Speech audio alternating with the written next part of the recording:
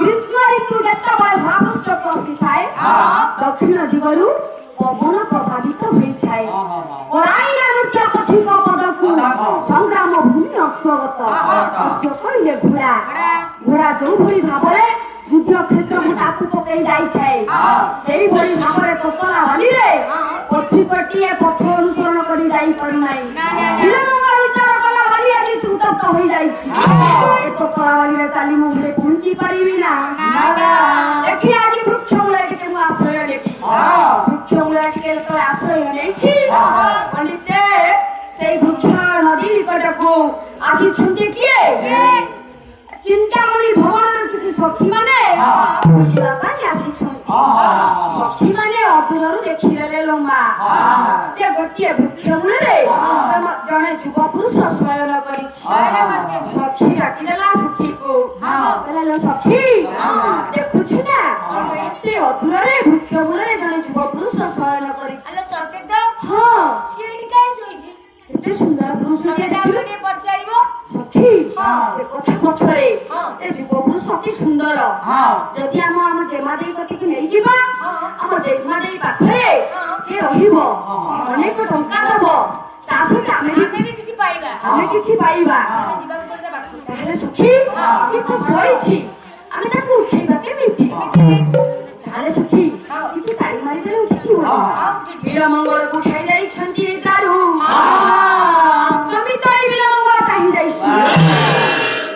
ତମେ ମାନେ କିଏ? ଆମେ ମାନେ କିଏ? ହଉଛୁ ଏଇ ଯୋଉ ଚିନ୍ତାମଣିପୁର ଦେଖାଯାଉଛି ତାର ସହଚରୀ ମାନେ ଆମେ ମାନେ। ତମେ ଚିନ୍ତାମଣି ନିକଟକୁ ଆସିଛ? ନିକଟରୁ ଆମେ ଆସିଛୁ। ମତେ ଟିକେ ତୁମ ଚିନ୍ତାମଣି ନିକଟକୁ ନେଇ ଯାଇପାରିବ? ତମେ ଯିବାକୁ ଚାହୁଁଛ? ମୁଁ ଯିବା ପାଇଁ ତ ସେଇଆ ଚାହୁଁଥିଲି।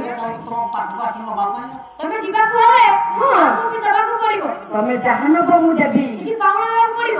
ଯେତେ ପାଉଣା ନବ ଦେବି। ଆମ ଚିନ୍ତାମଣି ଦେବାକୁ ପଡିବ। ସବୁ ଦେବି। ଠିକ ଅଛି, ଆମକୁ ଦିଅ, ଆମ ସାଙ୍ଗରେ ଚାଲ। ଚିନ୍ତାମଣି ନିକଟରେ ନେଇ ଯେତେବେଳେ ପହଞ୍ଚାଇ ଦେଲେ ଦେଖିଦେଲା ଚିନ୍ତାମଣି କେତେ ସୁନ୍ଦର ଦେଖାଯାଉଛନ୍ତି ମୋ ଚିନ୍ତାମଣି। କେତେ ସୁନ୍ଦର ଦେଖାଯାଉଛନ୍ତି ଯେ ତାଙ୍କ ନିକଟରୁ ଦୂରେଇ ଯାଇପାରିବିନି ମୁଁ। ସୁନ୍ଦର ତୃପ୍ତିର ଅବସାଦ ନାହିଁ, ଯେତେ ଦେଖୁଥିଲେ ନୂଆ ଦିଶୁଥାଏ। ତୁମକୁ ଯେତେ ଦେଖିଲେ ତମେ ମତେ ନୂଆ ପରି ଲାଗୁଛ। ତୁମେ ମତେ ନୂଆ ପରି ଲାଗୁଛ। ତୁମକୁ ହାତ ଯୋଡୁଛି ଚିନ୍ତାମଣି, ତୁମ ନିକଟରୁ ମତେ କେବେ ଦୂରେଇ ଦବ ନାହିଁ। ଅନେକ ଦିନ ରହିଗଲେ ବିଳମଙ୍ଗଳ। ଯେତେବେଳେ ଜାଣିବାକୁ ପାଇଲେ ପିତାମାତା ବିଚାର କଲେ ପୁଅ ମୋର ଯାଇସାରିଲାଣି, ଆମ ପୁଅକୁ ବାଟକୁ ଆଣିବା ପାଇଁ ହେଲେ ପୁଅର ବିବାହ କରିଦେବାକୁ ପଡିବ। ବାପା ବଢେଇ ଦବା ବିଳମଙ୍ଗଳ ବିବାହ ସାରି ଦେଇଛନ୍ତି ସୁଜାତା ନାମକ କନ୍ୟା ଘରେ ବସିଛି ନବବିବାହିତା ସୁଜାତା। ବାଟକୁ ଚାହିଁ ବସିଛି, ଚିନ୍ତା କରୁଛି ମନରେ ନୂଆ ଜୀବନ ତାଙ୍କ ପଦ ପୂଜା କରିବି। ତାଙ୍କ ପଦ ପୂଜା କଲେ ମୁଁ ବୈକୁଣ୍ଠ ପ୍ରାପ୍ତି ହେବି। ଆଜି ସିଏ ମୋ ପାଇଁ ସବୁ କିଛି। ଯେତେବେଳେ ଏତିକି ଭାବୁଛି ସୁଜାତା ବିଳମଙ୍ଗଳ ଡାକିଦେଲେ ସୁଜାତା। ସେ ପଳେଇଲେ ମୁଁ କୋଉ ସୁଜାତା ଥରେ ନୁହେଁ ମାଲ ଦୁଇ ଥର ନୁହେଁ ତିନି ଥର ଉଚ୍ଚ ସ୍ୱରରେ ଡାକିଲେ। ଯୋଉ ଡାକରେ ପିଠା ନାହିଁ ସେ ଡାକରେ। ତାପରେ ବି ନାରୀ ଭୂଷଣ ଲଜ୍ଜା। ଆଜି ଲଜ୍ଜା ଭାବ ଦେବାରୁ ସୁଜାତା କୌଣସି ପ୍ରତି ଉତ୍ତର ଦେଲା ନାହିଁ। ବିଳମଙ୍ଗଳ କହିଲା ଇଏ ଗୋଟେ କଥା କହି ଶିଖିଲି। ଆ ସହିତ ମୋ ପିତା ବିବାହ କରିଦେଲେ ତାକୁ ନେଇ ସଂସାର କରିବି କେବେ ନୁହଁ। ଆଉ ମୁଁ ଚାହିଁବି ନାହିଁ। ମଧୁଶଯ୍ୟା ଗୃହରେ ନବବିବାହିତା ପତ୍ନୀର ଗୁଣକୁ ବିକାର କରି ଦୀପକୁ ଲିଭାଇ ଦେଇ ଗୃହରୁ ବିଦାୟ ନେଇ ଚାଲିଗଲା। ଯାଇ ଯାଇ ଚିନ୍ତାମଣି ନିକଟରେ ପହଞ୍ଚିଗଲା। ଆଡେ ଆଜ୍ଞା ଘଟଣା ହେଲା କଣ? ପୁଅର ଏଭଳି କୀର୍ତ୍ତି କଳାପକୁ ଶୁଣି ଜୟ ମଙ୍ଗଳ ରୋଗାଗ୍ରସ୍ତ ହୋଇଗଲେ। କଥାର ଅଛି ଲୁଣ ଖାଏ ହାଣ୍ଡି ଚିନ୍ତା ଖାଏ ଗଣ୍ଡି।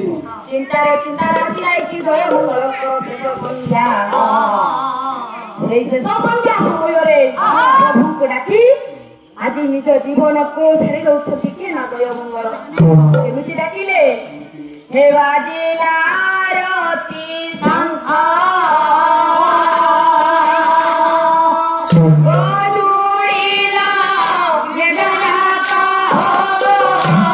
ବାଜିଲା ରତି ଶଙ୍ଖ ଗଜୁଡ଼ିଲା ମେଘନାଦ